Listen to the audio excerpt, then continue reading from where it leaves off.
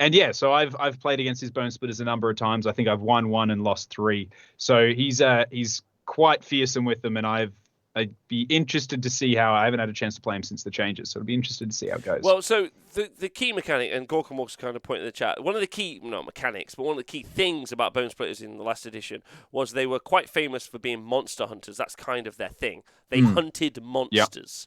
And literally split their bones. Like that, the Bonesplitterz came from that. Yeah, they split their bones to get the good stuff. And they've lost that, basically. Completely. So the rules no longer reflect the lore as we knew it.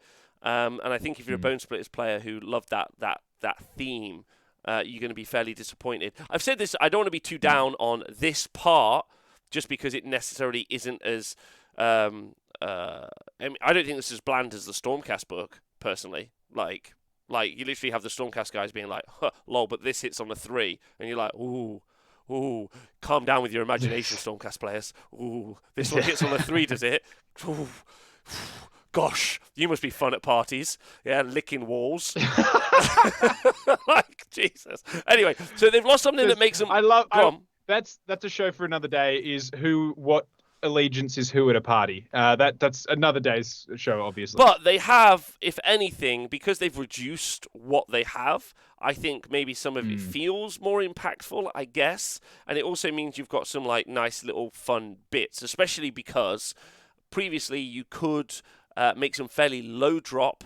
And by drops, what we mean is when you deploy, you alternatingly deploy. Whoever finishes deploying first gets to go first. Because of the new core battalions that you have in Age of Sigmar, when you can deploy in 1-drops, and everyone can now, it does give you some advantages, especially with some of the strengths in this book. So anyway, let's talk about it. Yeah. So you've got 3 sub-factions. We'll talk about those in a moment. And then you've got a couple of battle traits. So these apply to any of the armies that you take if you take Bonesplitterz as your allegiance. And this is Warpaint. You've got a 6-up ward save, which is whatever. Like, it's fine. Like whatever. I mean, it's particularly good on this army because it has a terrible save. It also is easy to have a lot of wounds in your army as well, and across that many wounds, depending on the saves that you're taking for how much damage and whatnot, it adds up over time. Yeah. It's good. It's good, especially if what you do is you put a lot of wounds on the board, and you might do that. Yeah, I'm not sure. Maybe. Yeah. So then you've got the Bonesplitterz War, and I love this. I think this is great. Once per battle at the start of the combat phase. So it doesn't affect shooting, and if you guys are new again for some reason and you haven't listened to any Age of Sigmar content before, currently at time of recording, there's a fairly huge shooting problem / meta. Salamanders, Sentinels, Bastiladons, Cruel Boys, maybe, probably not, but whatever. Fucking Dragonfire, but we'll ignore that. What else is out there?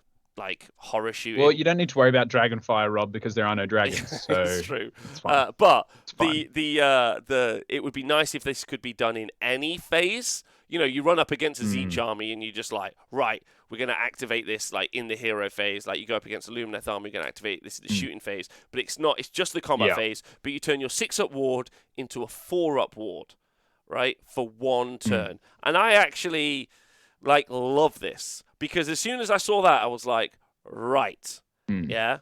If you think about it, not giving you a choice is more fun. I never said that. It would be better if it had the choice. But it's an option now, and I actually really like that because it does mean that you're going to go and put something big in combat at some point. And I love that it's doing that. I think that's cool, is what I'm saying. What do you think, Dan? Yeah, no, I dig it. I think there's it fits the theme, and I get why it was done to be like, hey, like they're combat, they're orcs, they're trying to tear things down. But it is also, there's so many stupid abilities that allow them to pop off in whatever damn phase they want that it seems odd to have such a wonderfully universal and character and like flavorful one for them that you don't let them use in any phase. Yeah. Like I would say like Excelsis, right, is to give an example. For those who don't know, they have an ability where once per phase, you can choose a unit and roll a dice. On a 2+, they get +1 to hit. On a 1, they get -1 to hit.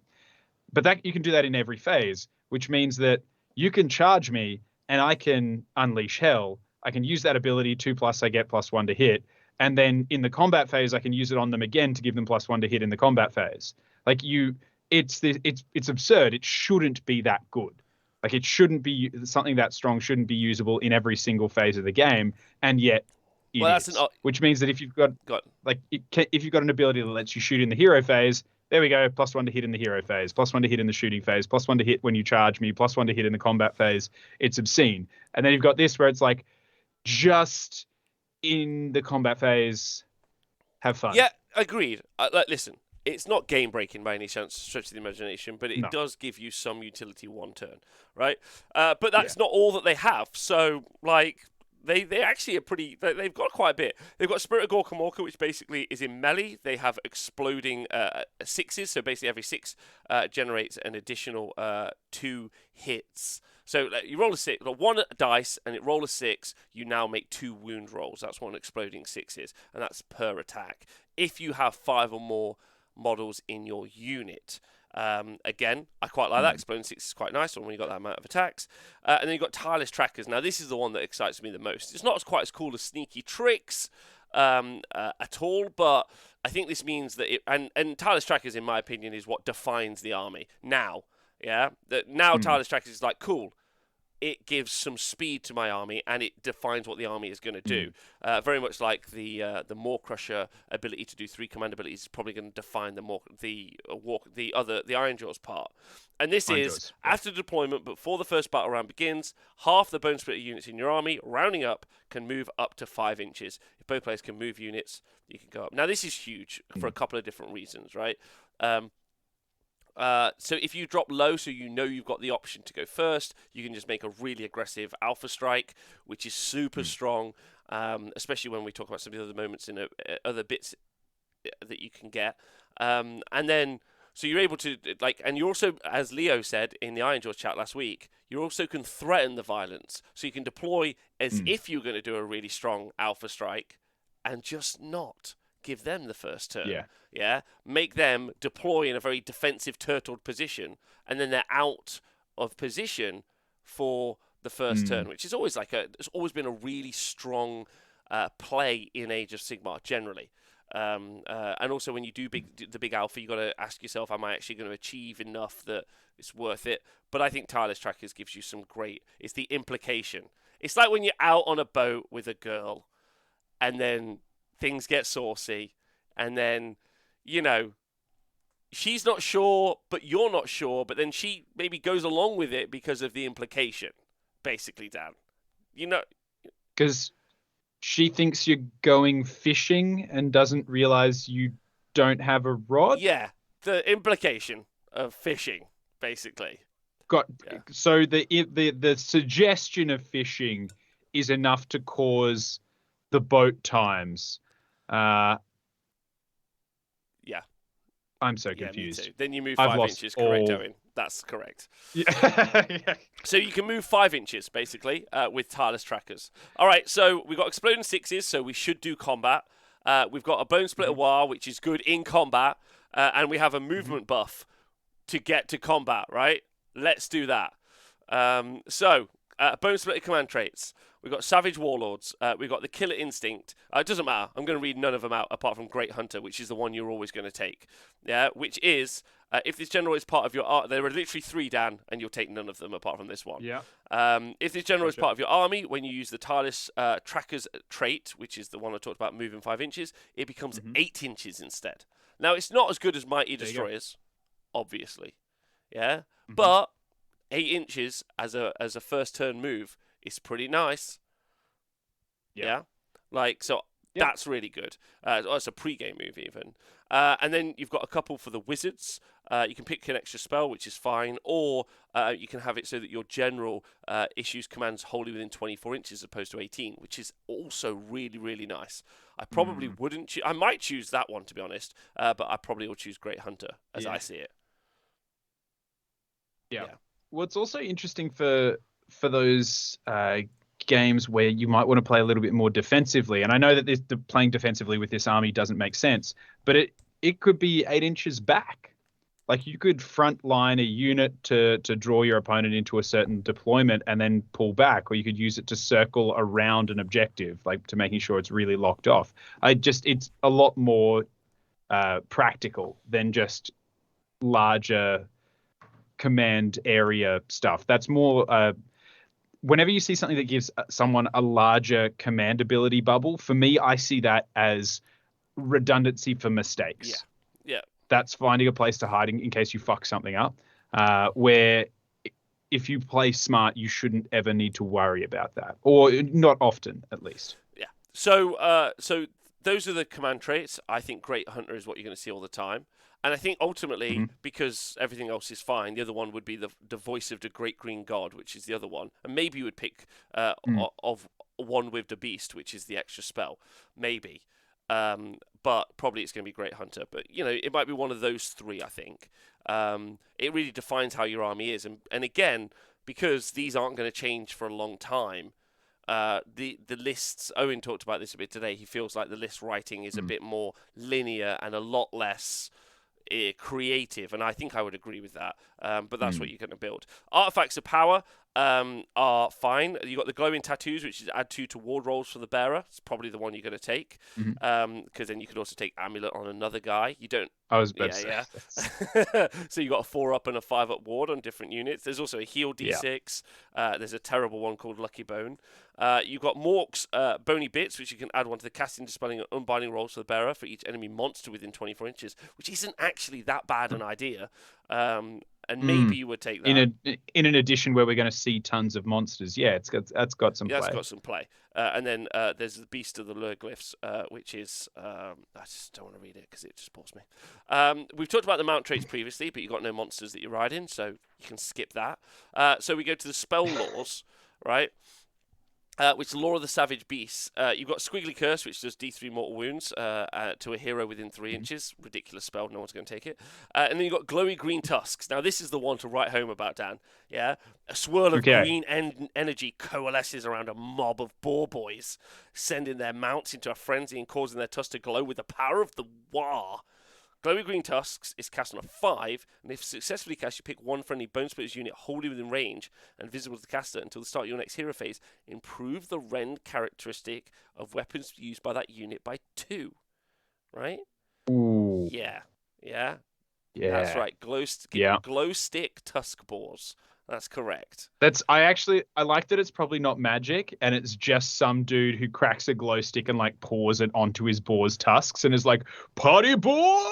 So I know people are a little bit down on the Bonesplitterz book and they think, oh, it's not that exciting. But have I ever told you about the meme of 45 to 50 feral hogs? Because when they come into your backyard to eat your family, they're not just coming to eat them anymore. They're coming to raid. Oh, baby! Well, now we've got 45 to 50 feral glowing hogs. Yeah, and that's exciting. Yeah, that's exciting just for me. Yeah. That's cool, especially in a save stacking meta. Again, if you're new, I'll just explain it. There's a lot of +1 saves in Age of Sigmar, and generally the armor value we used to measure damage. Generally, people like me and Haywo and other people around the world would measure something against something like a 4+ save. Now, we don't tend to. It's normally, I would argue that it's a 3+ save that you measure against, and then probably you ignore Rend 1, generally. That's not necessarily always true, and it will change against different armies. I think if anyone could actually buy Blood Knights, Dan, the average would be 3+. I think if anyone could buy them, there'd be a lot more. But how are you going to get your hands on them though? What? You're not going to. So even if you could buy them, there's going to be some shady side deal before they even get to you. Like there'll be someone like at Canada Post who's just like, yeah, man, I don't know what happened. They just fell off the back of the truck. Like you've got no chance. Like they're worth more than crack at the moment. They're worth more than old Blood Knights. Yeah. Those old resin, the ones where it was like you had to dip into your retirement savings. That's what actually small Caribbean nations use Blood Knights for currency. This is really, you get what you wish for. You get what you fucking deserve. There's all those Soulblight Gravelords playing like, I don't want to buy these old Blood Knight models. You're like, okay, new Blood Knights. They're like, I can't buy them. Fuck. And Haywo in the chat says he measures against 4+ initially because I want to think it's good. Then I go against 2+ for reality. Could I suggest you flip it around, because if you do it against 2+ where it looks the bleakest, then do 4+. You'd be like, oh no, not bad. Like you end on a positive. Maybe that'll be nice. But anyway, Ren 2 is actually really good. Ren 2 is the new Ren 1, and Ren 1 used to be good, I promise. I feel like a boomer saying that. But Ren 2 is the new Ren 1. So that's actually pretty cool. It's cast on a 5 as well, so it's a low casting value. But thanks to my friend Simon Weekly, who I was talking to this weekend, he really impressed me. I've been nothing but name dropping him for like 2 days, Dad, because the guy talked and I just listened. But like when you cast low, so when you do have a low casting value, you're quite excited because your ability to cast it's quite high. Like you're like, oh yes, I'm going to be able to do this. But it also means you're going to roll low and your opponent's going to be able to unbind. Does that make sense? Yeah. But that's Glowy Green 6. Love that. Another good one is Orruk Warclans Warcry, which is that the unit fights last. So you pick an enemy unit within 12 inches, casting value of 7, and the enemy unit fights last. This is massive in the army. Badass. Yeah, badass. Especially because everything that we've seen up until this point wants it to fight. So I wouldn't be surprised if you see that in the army, and maybe trying to generate extra ways to cast, or pluses to cast. Yeah. And you got Power of the Werebore, which is wholly within 24 inches. Sorry. Rob, I'm going to need you to read the flavor text of this one, just based off the name Power of the Werebore. I need to know what happens when it's cast. Shaman. Is it shaman? Shaman? Shaman. I say shaman. Summons a stampede of roaring swine spirits. Fantastic. Amazing. Fantastic. Thanks, Trog, for resubscribing. Fantastic. That temporarily transform a mob of Bonesplitterz into snarling, rage-filled demi-beasts. That's right. Yeah. Hogs of war. They turn into pig ghost werewolves. This is the best. What happened? Can you imagine trying to have that conversation with an actual werewolf where they're like, yeah, so I see the moon and the blood curse inside me turns me into a relentless beast of carnage and bloodlust. And then orcs being like, shaman puts pig ghost in me, makes me mad.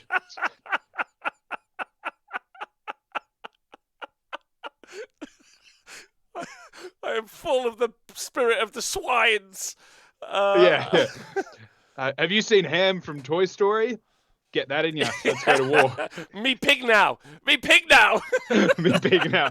I like that maybe he doesn't actually do anything. He just throws a fur coat on them and you have the power of the werepig. I think it doesn't matter. I was going to make a joke, but I don't want to. Alex Jones, that conspiracy nut. I think someone accidentally put this on him years ago, and it's never worn off. That guy's full of pig energy, big fucking hog energy is what he's got.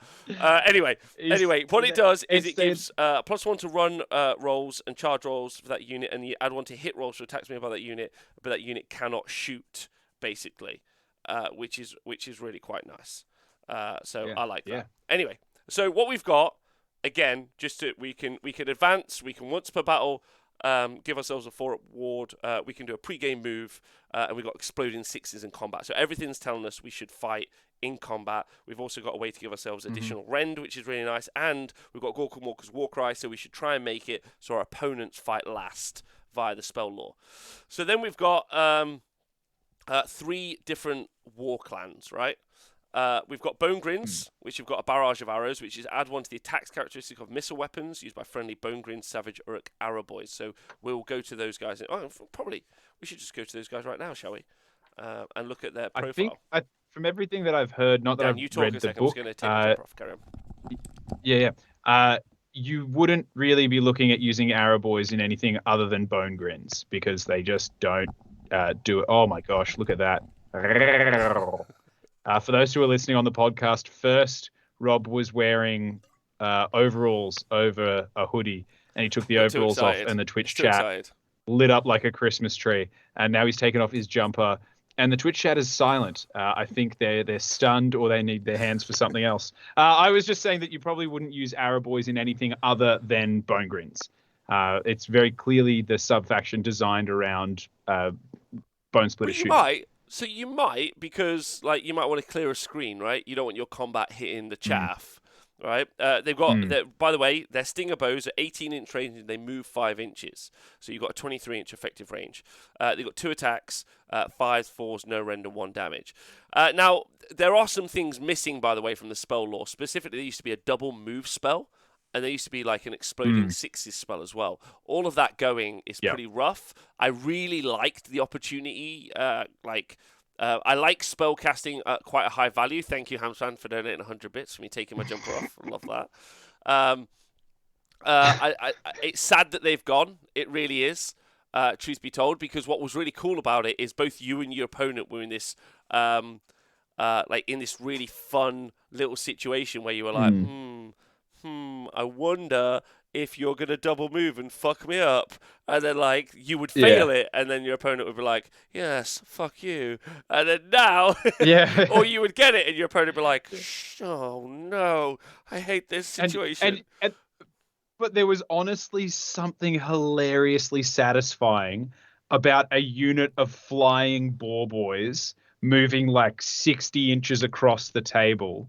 Because as awful, every time it happened to me, as awful as it was, I was like, it's too hilarious for me to be upset by. Like, just these guys that are just like, like riding on the backs of their war pigs. Yeah, hilarious. Like, heartbreakingly hilarious. It's sad that it's gone. Don't get me wrong. If you're a Bonesplitterz stan and you're like, Rob, that went and it was awful, I'm with you, baby, and I'm so sorry that it went. I really am.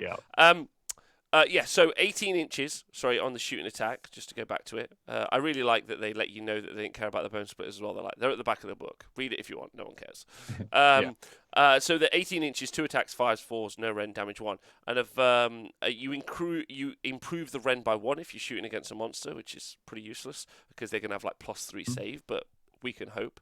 And then, like you say, there'll be Battle Line in Bone Grins, and they also get an additional attack, so 3 attacks each. And as has been pointed out by Default in the chat, by Joe Cryer in the chat, your 18-inch move plus your 5-inch move is actually 23 inches. But actually, if you do the pre-game move, you're going to move an additional 5, so that's 28. And actually, if you use the command trait, it's an additional 3, so it's 31-inch range, turn 1. And if you take 30 of these boys with an extra shot each, they might ping off a 5-wound character. They really aren't. They are like the weight of dice versus the Sentinel's effectiveness. So it's going to be a bit swingy.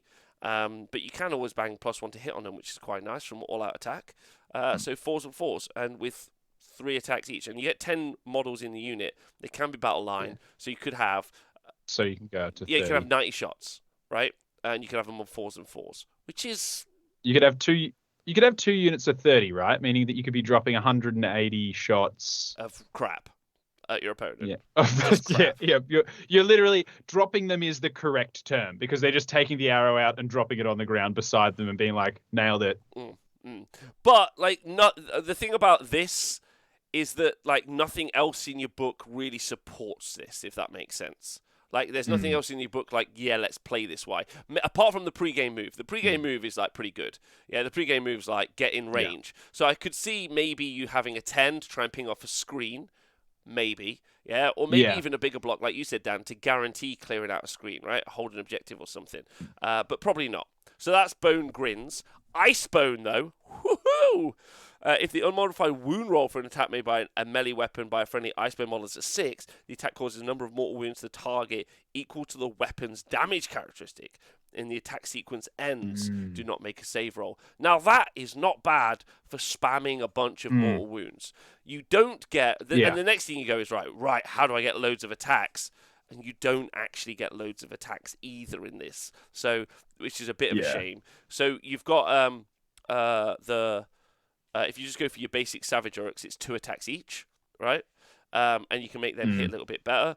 But the Boar Boys, I think, is one of the interesting ones because you get a lot of attack profiles on this, specifically if you take the Savage Boar Boy Maniacs, right?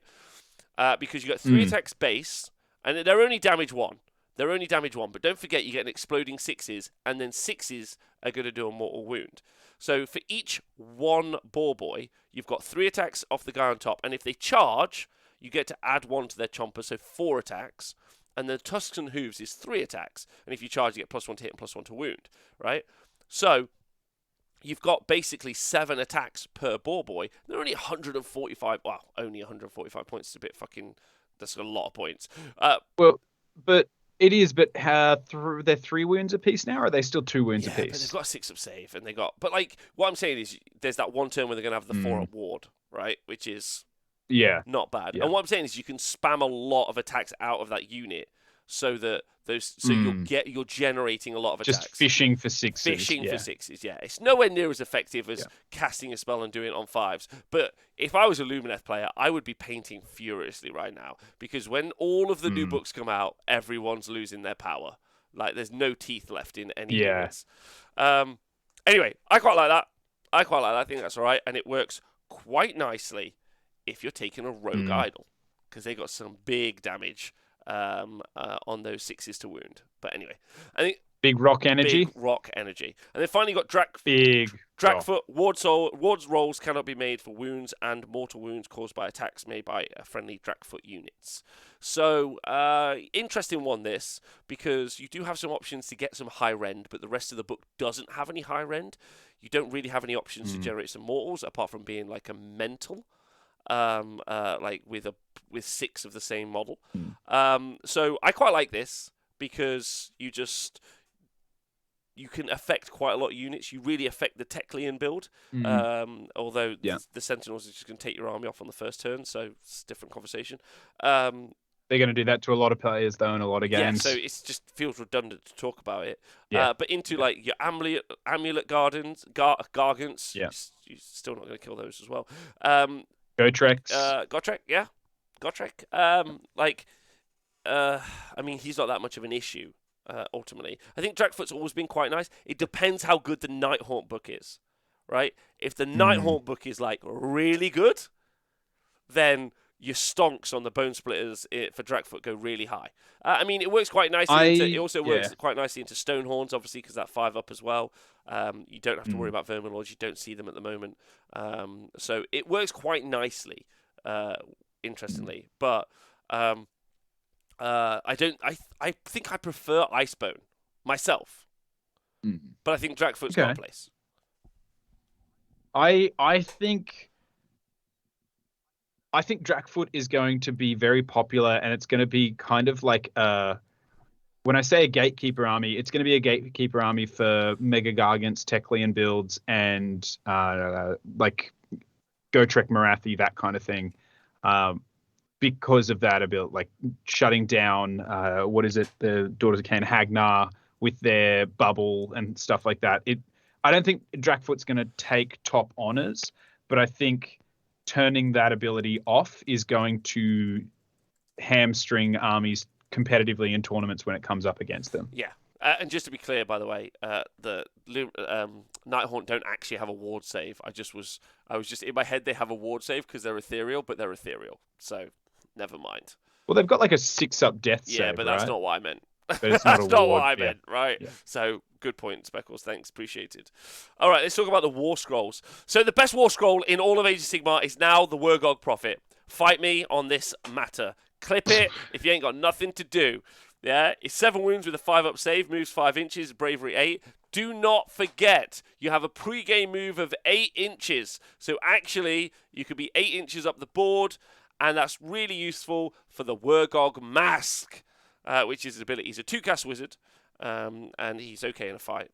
7 wounds is really nice because it's like quite nice anti-Rain of Stars tech. Don't put him near terrain, which is quite good. So 7 wounds is big thumbs. Basically, he's got a spell which is pick an enemy unit. So it's range of 24 inches, cast on a 5, and successfully cast pick one enemy unit within range and visible to the caster. Roll a number of dice equal to the number of models in that unit. For each 6, the unit suffers 1 mortal wound. If the casting rolls a 10 plus, the unit you do it on 4. Instead of 6s, and that's really good. Really, really good into hordes. We don't tend to see loads of hordes, so it's a little bit whatever. But it's nice to have there in the utility, especially when he's your caster, right? He's a 2-cast wizard on foot, like rare as rocking horse shit. But the Wargog Mask is the most fun. Start your hero phase instead of attempting to dispel and end a spell or cast a new spell. Pick an enemy unit within 12 inches, and on a 3+, they take D3 mortal wounds. Now, if you wish, you can say this unit will continue to keep staring at the enemy. And on a 3+, they suffer another D3 mortal wounds, but on a 1 or 2, you take D6 mortal wounds.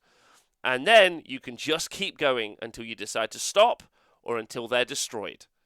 That's it. It's a full staring competition. And I played this the other day into a Mega Gargan with the Amulet of Destiny. I lost 6 Wargog profits, and I took the Mega Gargan down to 1 wound left. And it's probably the most fun I've ever had in my life. Most fun I've ever had. Dan? Oh God, I just love the idea that like turn 1, you've just got all these prophets just like putting, little saline drops in their eyes, just being like, are you ready? Are you ready? And they're like going like, and then just full on power sprinting out in front of the rest of their line, locking eyes with someone and being like, until one of them has an aneurysm and dies. I think it's just every game. If it's not what you immediately don't do, you've wasted your time. You'll see 3 of these in every army. But you know how we were talking about having 30 Araboys with 90 shots to maybe take off a 5-wound hero? 3 of these guys almost certainly take off 2 5-wound heroes, if not 3, turn 1 before they get to do anything for their opponent. Well, only if they happen to be within 20 inches on turn 1. So you got your pre-game move. So if you do your pre-game move of 8 inches, then their range is 12 inches. So and it's in the hero phase. So you do have, like you say, the option to maybe like spam it and have some fun. Also quite nice if they just hit one of your like rubbish like trading units. So like you've put out a unit of like 10 or 5 of anything, and then you stare them down. Right, super fun. Probably one of the most. It's nice to it's nice that the rules writers remembered that it's a game to have fun with. That there are fun rules interactions that you can have in Age of Sigmar. It was nice. I don't know what. Maybe one of them got a blowjob that day. I don't know, but I'm so keen. I'm so fucking keen. It's the thing. It's the thing that I miss about like like Hellstorm rocket batteries and things like that. They used to be slightly.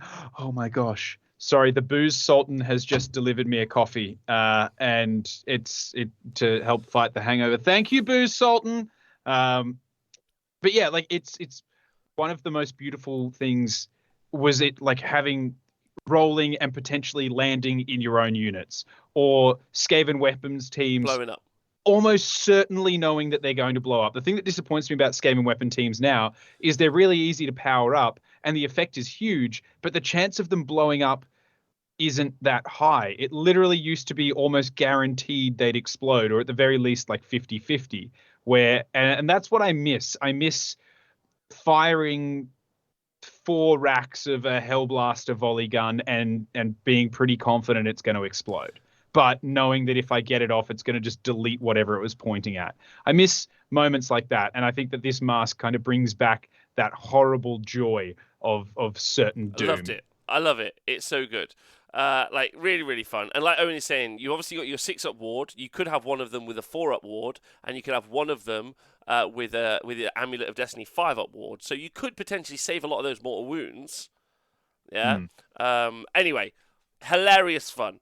Some people are going to be running 6 of them. I would like to tell you now, you're already my favorite people. You're legends. Yeah, legends. The best part about watching that is you're going to get people, if you're a Drakfoot army, right, with that, turn 1, you stare the Cauldron off the board for Daughters of Cain in Hagnar, meaning that suddenly their little super bubble re-rolly thing is gone. Like, the terror that 6 of those is going to cause for players, myself included, like all my dwarves are like 5 wounds. With no ward unless I give them the amulet. One of those dudes with a dirty look is going to take my key hero pieces off the table. And I'm excited to see it happen. I just want him to stare right at like 30 Iron Drakes, just stare him down and like murder him. I think it's great. Yeah. Anyway, so that's the Wargog Prophet, which is quite fun. And I think phenomenal. Like, super cool rule, really cool. You got the Savage Big Boss, 6 wounds, 5-inch move, 6-up save. So terrible save on your little character. They don't really understand the math. Like, the difference between that 6-up save and your 3+ save Stormcast hero. I'm not saying that the Savage Big Boss should be like a 3-up save, but at least should be a 4-up save. He has no save, so he'll die to literally everything, which is really, really rubbish. So that's a bit of a shame. But he does have Which would be fine.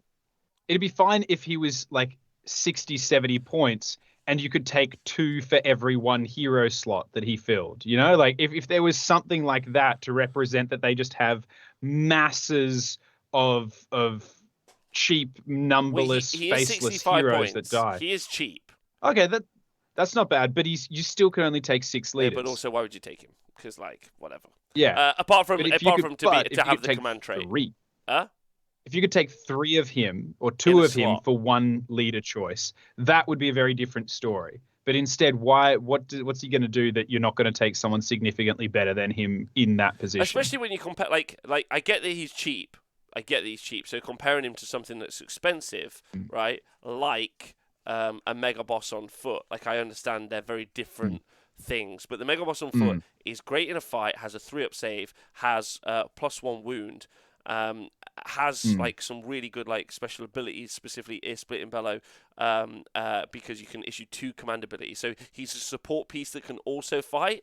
This is a support piece that dies, like, it's cheap, and I'm like I don't want a cheap rubbish thing, like unless it's like an assassin or, like you say, a weapons team or something hilariously fun. Anyway, he's got a special ability called Let Me At Him.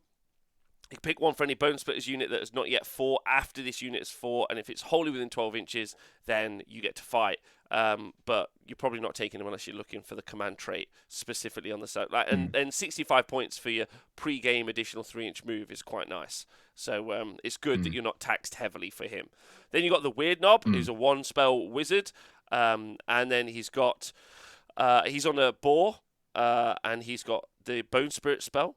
And it's cast on a 7. If successfully cast, you pick one for any Bonesplitterz unit wholly within range, and you add 1 to the wound roll, so attacks made by that melee weapons by the unit. Now, that's not bad if you're going for like grouped up dudes, but you might not go for grouped up dudes.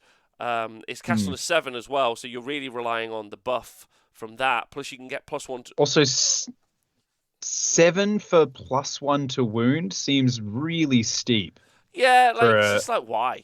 Why are you taking it? I just don't think you're taking it, to be honest. When every army gets +1 to hit for a command point, it seems, and I'm sure that there are other places where you get +1 to wound for less than 7. 7 for me should be a very strong spell that you're like, oh, okay, like 50-50 whether I kind of get it or I don't get it if I'm rolling flat. Anyway, that's just me thinking out loud. Yeah, it's fair. Then you got the War Doc. Yeah, 5 wounds with a 6-up save, so he'll just die to anything. But he's a wizard, which is really nice, and he's also, as well as being a wizard, he's also able to do a little dance. Unfortunately, that dance does not make him a priest, which would be fun. They're shamans. Everyone knows that priests don't dance. That's fine. Priests don't dance. No, they don't. They do dance if they want to. But they have to leave their friends behind, and that's the worst part. Right, and then you've got ritual dance, so they're able to basically do at the start of the hero phase, instead of attempting to dispel an end spell or cast any spells with this unit. In that phase, you can say that they're performing one of the following dances, and on a 3+, you can heal D3 wounds allocated to model within 12 inches. Glyph Doc Dance, on a 3+, you pick a unit wholly within 12 inches, and you add 1 to the save rolls for attacks that target the unit until the next hero phase, which is quite nice. So it's on a 3-up for +1 save, and there aren't any other ways really to get any +1 save, so obviously other than Mystic Shield and All-Out Defense. It means you can kind of move those around if you want, or you could double stack them on a unit. It's quite nice. So you can't put this twice on a unit. What I mean is you could do Mystic Shield and this on a unit. And then you got Weird Doc Dance, on a 3+, add 1 to the casting, dispelling, and unbinding rolls for a wizard nearby, which is quite cool. And it's nice you don't have to choose on your army list. You get to do it ahead of time, which is quite fun. But they were priests at the start of 3.0, but then they were too powerful, says Gorka Morka, and so they got the priest keyword taken off them. Yes. Okay, well, the thing is, they dance, which means it might be the WAP dance. Now, I don't know about you, but that if a church of WAP existed, very quickly democracy as we know it would unravel. So it's pretty important that they don't get to. And now I hope that everyone in the Twitch chat, listening on the podcast or on YouTube, is imagining a bone splitter shaman just slamming his hips into the ground with now thinking about the WAP video, that's how I picture bone splitter shamans dancing. Well, it would split your bone. If you were smacking that thing into the ground with that kind of frenzy, your bone is very thoroughly split. Split asunder. Yeah, that's... Oh, okay, amazing. Right, so those are your support characters, and you don't get a lot of buffs via support characters at all. You've got like this weird pseudo strike thing from the Savage Big Boss, so you fuck that off. The Wardock's okay for +1 save. The Maniac Weird Knob you can just leave behind because you don't really care about that +1 to wound. Truthfully, maybe you do, maybe you don't, but I just think you can get out of it. That's right, the Bonesplitterz. Then you've got your units, right? So you've got your Savage Orruks, which is your basic fellas. Now, they're 2 wounds each with a 5-up save. So with a Mystic Shield and all-out defense, it does go to a 4-up. So you can have like a 4-up ignoring Rend 1 on these Savage Orruks. But they're just rubbish in a fight, and also they get a lot of the bonuses you get from the units anyway, so they overlap. So Primal Surge, you add one to the wound rolls made for attacks made by this unit if the unit made a charge move. So why would you try and cast a spell for +1 to wound when you just charge and you be +1 to wound, right? Like, I get that there are ongoing combats, but whatever. And then so that's with their chompers. Their chompers, by the way, are 2 attacks, 4s, 3s. So you can be on 4s, 2s, and all-out attack. It could be 3s, 2s. So that's actually quite nice. But truthfully, like, you've got no rend, and you don't actually have enough of attacks. The one nice thing is the stickers do have 2-inch range because they're on 32 mil bases. If you did take 20 of them, you would attack over the top. But they're not the same. Like, they've got a similar profile to the Gut Rippers. They are cheaper than the Gut Rippers, but they don't have the mortal wounds that the Gut Rippers have, and I'd much rather have the mortal wounds, truthfully. Yeah. Then you got this. Well, again, we've been told that, like, anyone who, like we said, hasn't been playing that much, saves are higher in this edition, whether by War Scroll or by the fact that everyone can do all-out defense. So mortal wounds have suddenly become a pretty top-tier premium. Yeah. So then you've got Savage Boar Boys, and then you've also got Savage Boar Boy Maniacs, which I think are both worth talking about. They've both got the Tusker Charge, right?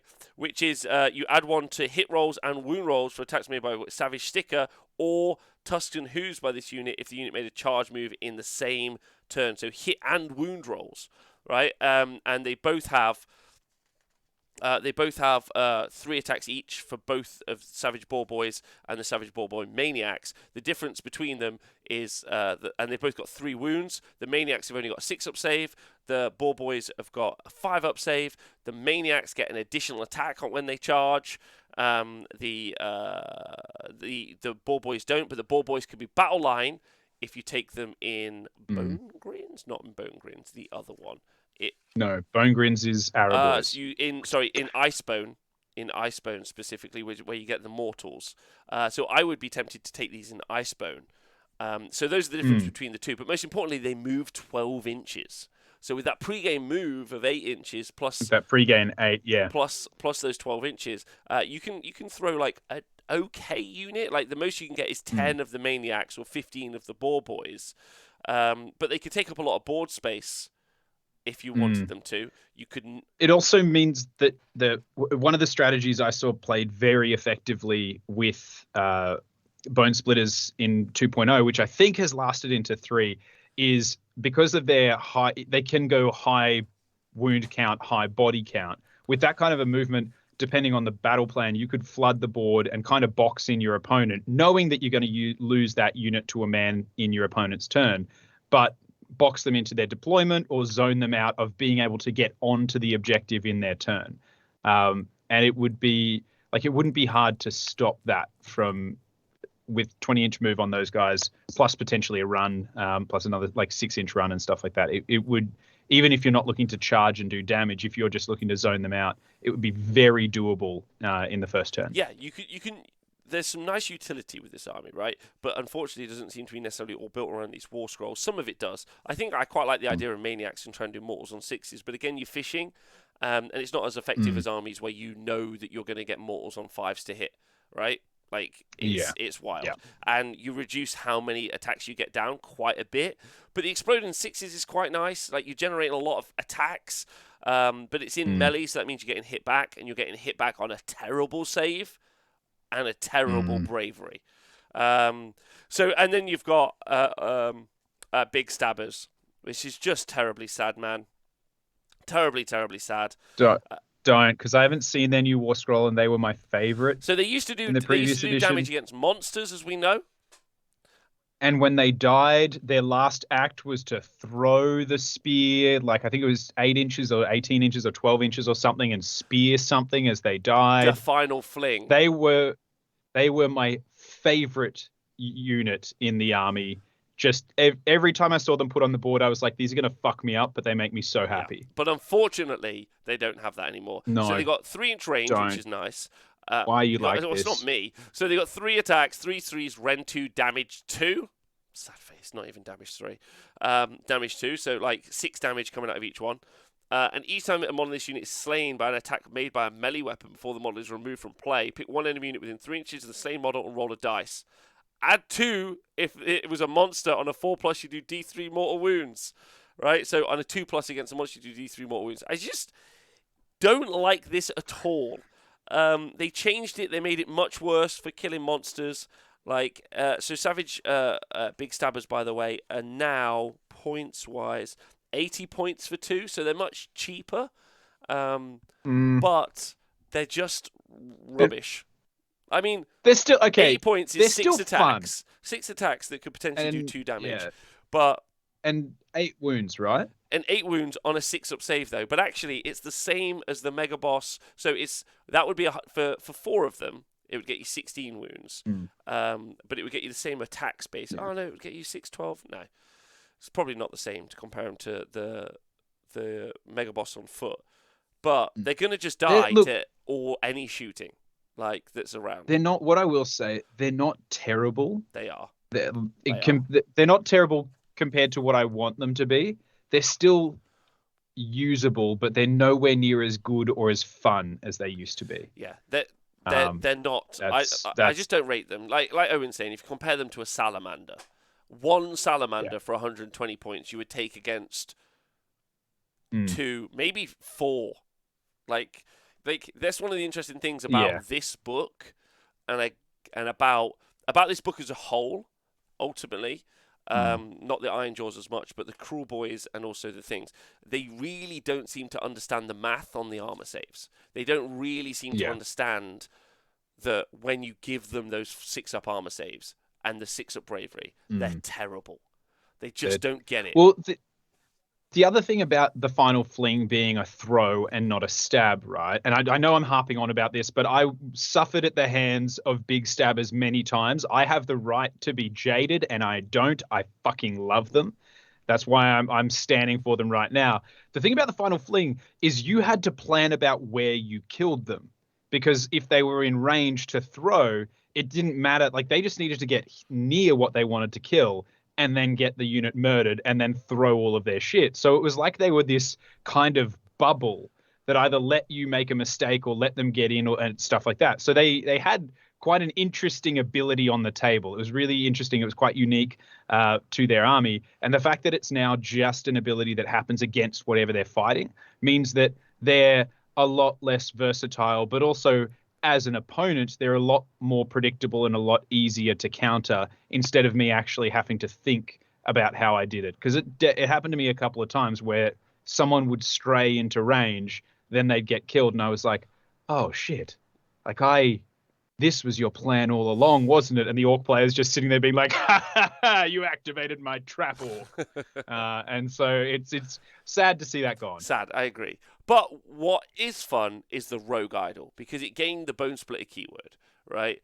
And this is really, really, or I already had it, whatever. But it's fun, right? Because if there are any strengths inside of the book other than staring down your opponent for a hilarious amount of time or just wheeling pigs It's at people and 3 and rogue hoping for idols. sixes, is something like 3 rogue idols, right? Or like Okay. whatever you can get in. Is 16 wounds with a 4-up save, and they move 10 inches. But don't forget, if we're doing a pre-game move of 8 inches, we got an 18-inch turn 1 move potentially, yeah, if not with just one of them, which is pretty nice. Especially when you see their attack profile, which is 2 attacks, 3s, 2s until they're wounded. Ren 2 d6 damage. Ren 2 is really nice.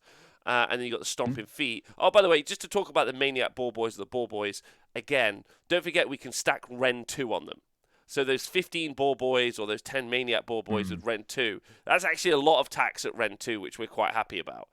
So we're pretty pro that. And I, again, think that that's really nice, especially because at the very least, it's going to counter all-out defense and still take a point of armor off your opponent, which that's a big tick for anybody who's trying to take out Stormcast. Yeah, agreed. And then you got Stomping Feet, which is 10 attacks until it gets wounded. 3s and 3s, Ren 2, damage 2. Right? So that's pretty nice as well.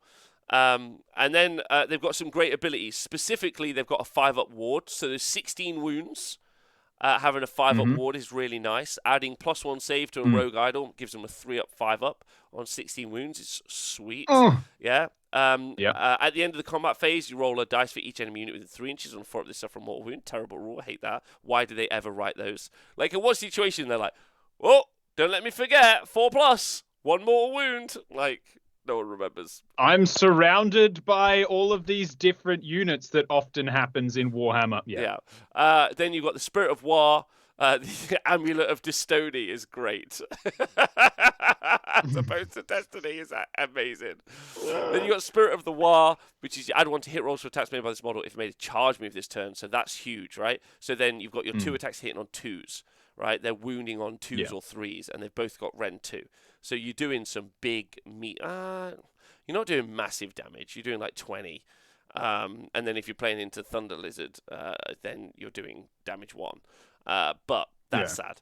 And then you've got you can fall on models and you can add +1 to casting rolls and bravery. So I don't hate the idea of a rogue idol or 2 womping up the board. Yeah, womping up the board with that pre-game move, smashing into their opponents, doing a fight, having that 5-up ward, or you repeat that process, but you trade out and you have a unit of 15 pigs, maybe a rogue idol. You throw the rogue idol at them, the 15 pigs. You activate that once per battle ability for the 4-up ward. You try and keep them alive that turn. You pin your opponent back. Another rogue idol comes in or whatever. Not bad as a book, but also really, really, really, really not good. Like, it's very toned down from what they were. Like, they were. And they weren't great. Yeah, they were right up there, and they weren't great. Like what they like. They were fun. I don't even. Yeah, they were fun, and there are elements in this that are fun, but there's no. You're not going sideways with this list. You're not going to be like, I wonder what kind of list am I going to design. Maybe you're going to run an all shooting list, maybe in Bone Grins, but I don't see it. Right. Their bravery's super low. Their armor save's super low. And so I just don't... And like, if you're doing an Orc Horde, why aren't you going to do Gut Rippers with all the sneaky tactics over these guys, right? There's no Battle Shock community that I've seen, Owen. So that's massively going to hurt them. Well, okay, so here's for me, I'm not as interested in every book being competitive, and I know that that's a wanky thing to say. Like, of course, nobody is sitting here being like every book needs to be equal. But what I am interested in is anybody starting out or wanting to play a new army being able to look at an army, look at a unit, and be like, "Fuck, I love Boar Boys. I want to do an army based around them." And it doesn't need to be competitive, but they need to be able to play an army of Boar Boys and be able to play a game against any other book. You know, like I don't know if I'm explaining this well, but if I looked at this and I went, those big stabbers are hilarious. I want to feature them in my army. I want them and boars. And then if I came up against Stormcast, I'm most likely barely going to tickle them. I might be able to put some gear together, but it's very unlikely that I'll do on a straight down the line Stormcast army. I'll do very little other than like poke at a couple of whatever they're called, Shield Centurion boys.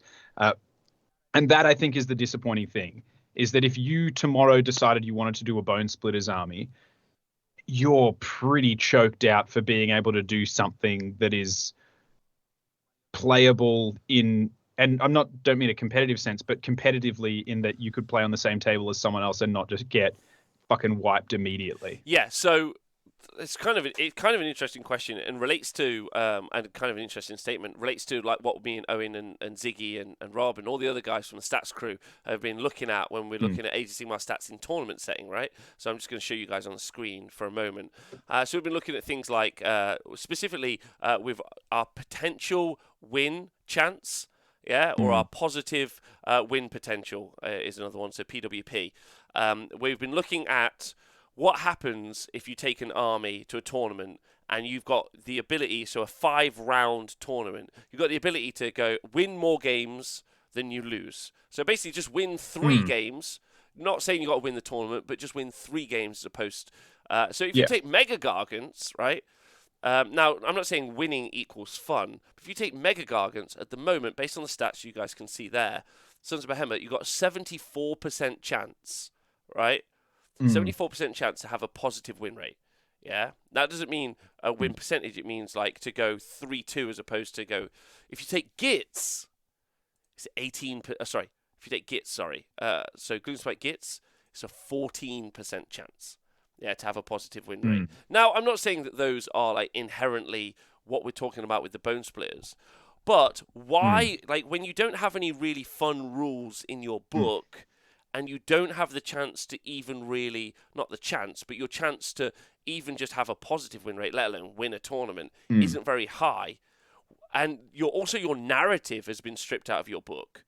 What is your, what are you encouraged, like what is encouraged? What's the appeal? Yeah, what's the appeal?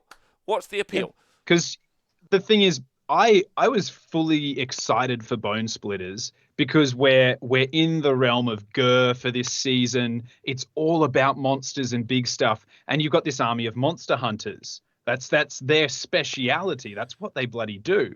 If you were a Bonesplitterz player, even if your rules weren't top tier competitive, so you weren't going to win, but your shit was geared around killing monsters, I guarantee you, knowing just the kind of people destruction players are, let's not pretend that they're not anything other than a raving mob of lunatics, that if you were a Bonesplitterz player, you would come out just being like, your opponent would be like, good game, tough loss. And the Bonesplitterz player's like, I killed all your monsters. I don't fucking care about winning. I ate so many bones. Like that would be their win condition is I kill all the monsters. Yeah. I don't care about winning the tournament. I don't care about winning my games. I care about taking every big thing I come across off the goddamn board in a spectacularly gory fashion. And that could be the appeal and that could be their fun. But they don't have that. Well, so that's what I like about the Wargog Prophet, right?